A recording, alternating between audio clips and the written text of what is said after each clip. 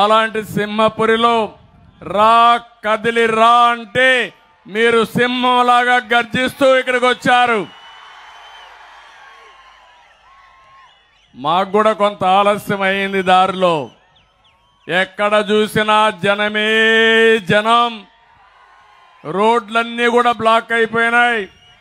అందుకే కొంత ఆలస్యంగా కూడా వచ్చాం. కానీ మంచి మధ్యాహ్నం మీ ఉత్సాహం చూస్తా ఉంటే అనుమానమే లేదు, 10 సీట్లు 2 పార్లమెంట్లు మనవే.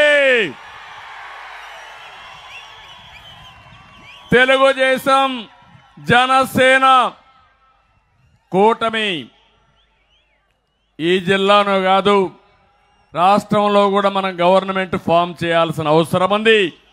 ఇది చారిత్రక అవసరం అని చెప్పి కూడా నేను మీకు తెలియజేస్తున్నా. ఇక్కడే ఇప్పుడు శ్రీధర్ రెడ్డి గారు మాట్లాడారు, పక్కనే ఆనం రామనారాయణ రెడ్డి గారు ఉన్నారు.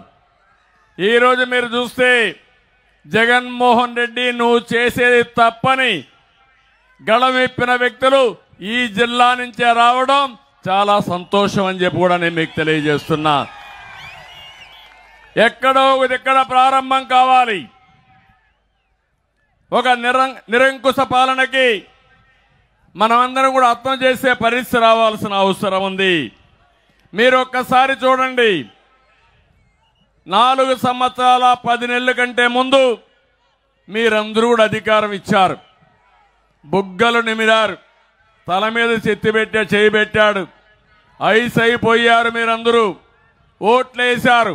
నేను అడుగుతున్నా, ఇక్కడుండే మిమ్మల్ని అందరినీ, మీ జీవితాల్లో మార్పు వచ్చిందా అని మిమ్మల్ని అడుగుతున్నా.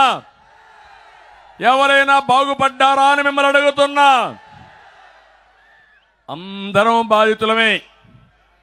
ఈరోజే మీరు చూశారు, గల్లా జయదేవ్ మనం పరిశ్రమలు తెస్తే అమర్ రాజా బ్యాటరీ పైన దాడి చేసి ఇక్కడి నుంచి వేరే రాష్ట్రాలకు పారిపోయి ఒక రాజకీయ కుటుంబం ప్రస్తుతానికి రాజకీయాలు వద్దని విరమించుకున్నారంటే మీరందరూ అర్థం చేసుకోవాల్సిన అవసరం ఉంది.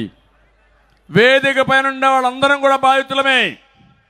ఈరోజే నేను చూశాను, మాచర్ల నియోజకవర్గంలో ఒక మత్స్య కార్మికుడు కేసులు పెట్టి వేధిస్తా ఉంటే పోలీసులు పిలిపించి ఎక్కడికక్కడ టార్చర్ చేస్తా ఉంటే భరించలేకుండా ఆత్మహత్య చేసుకున్నాడు.